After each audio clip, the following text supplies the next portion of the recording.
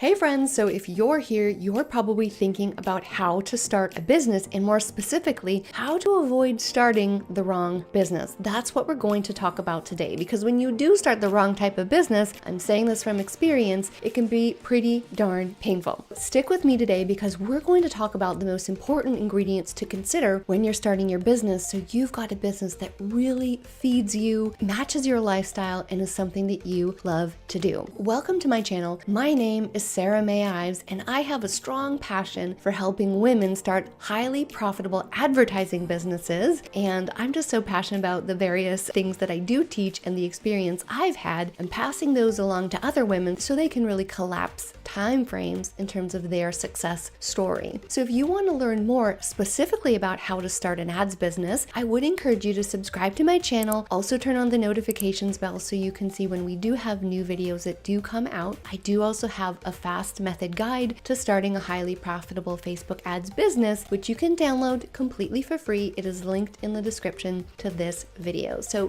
thank you so much for being here.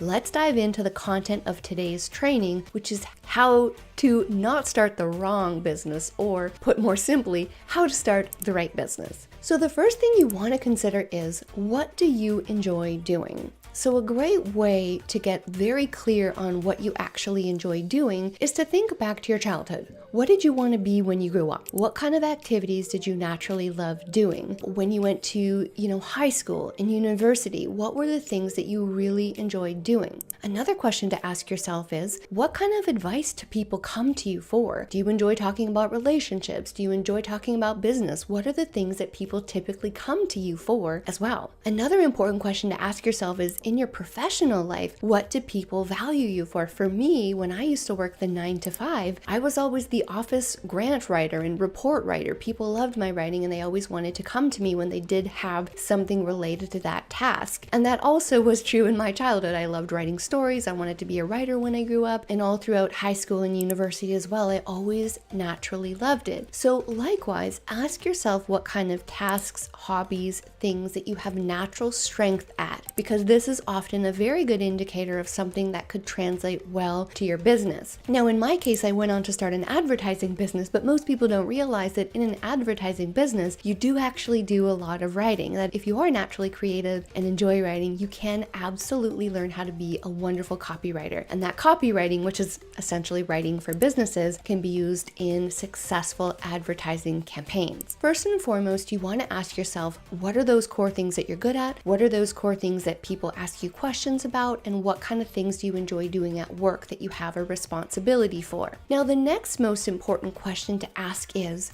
when it comes to the business that you're considering, I highly recommend that you write down the tasks that are involved in that business and the hours that would be involved. Because, when I was working in my 9 to 5 and I badly wanted to start a business, back in 2011, I started my first business. I don't even know if you know my story, but I'll briefly tell you. From 2011 to 2016, I struggled with the raw food business because when my son was born, I knew that I wanted to start my own business. And I thought, well, I eat the raw food diet predominantly. A lot of people ask me questions about the raw food diet. So I would really like to, maybe I could teach other people how to do that actually. So I decided to start a business with raw food. Now here's the thing that I didn't consider. When it came to actually doing the business, most people wanted to attend a raw food cooking class on the weekend, which directly conflicted with time spent with my son because I worked during the week and I didn't want to be doing classes on the weekend. And the same thing went for health coaching. A couple of years later when my raw food classes weren't profitable enough. And by the way, I did build a really wonderful community, but it just wasn't as profitable as I would have liked it. Then I transitioned into health coaching, and the very same thing applied as most people wanted their health coaching,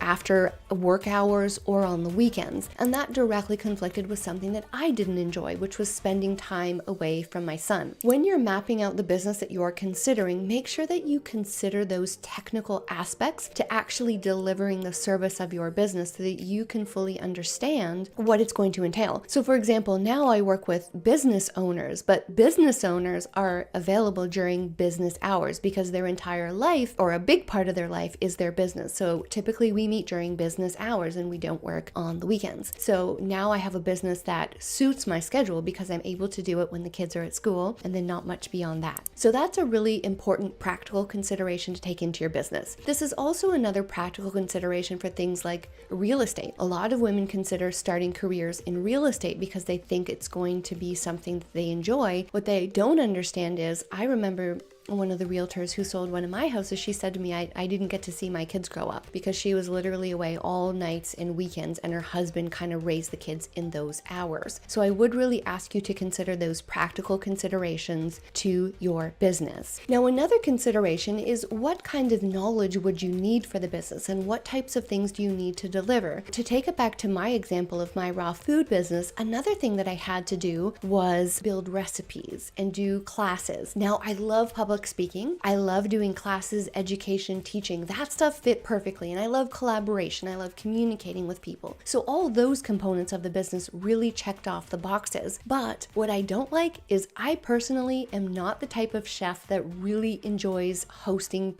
people and cooking for them. Whenever we have guests over, I always make sure that I am not the one in charge of cooking the food for everybody because I just find it far too stressful. And when it comes to cooking, I'm the person who, I feel like I'm a good chef at following the recipe and I just put everything in that's needed. Actually, that's why I prefer baking. But actually being a chef requires a little bit of creativity, and that's what I don't have when it comes to creating recipes. So this was a component of the raw food business that did not suit my lifestyle. What I often found is that I would be stressed out about creating recipes, making sure they tasted good. And I remember once I did a collaboration class with a colleague that I had met who also had started a raw food business. Now, this person was a natural. She loved creating recipes. She was the type of person in the kitchen that was always thinking of new flavor combinations. She just took pure joy in this creativity of cooking. And I remember doing a class with her, and I remember something went wrong. I think our blender broke or something, and she was just so creative. She just didn't flinch at it. And I remember thinking, wow, she's really doing the right thing because she loves doing recipes. She loves that kind of thing. Whereas me, it was kind of pushing a muscle that I really wasn't that good at, and that was really stressful for me. So I would say that that's another example of how you really want to consider, what does the business actually entail? And only when you have that full list of the duties that it entails can you identify, does this business truly fit my lifestyle? That's a really important consideration. Is, first of all, what are you good at? What do you like doing? What do people rely on you for? And then secondly, for the business you're considering, what are the practical implications for what your day-to-day life will look like with that business? Now, the third and final step that I would ask you to take in order to define the right type of business is to do a little bit of market research. When we're starting a business, you really want to start a business that is based around a gap in the marketplace, so an unmet need. A common mistake that people make when they start a business is they start a business where there's already way too much competition and where they can't accurately or they can't efficiently get clients. For example, take the life coaching niche. There are just way too many life coaches, and it's just so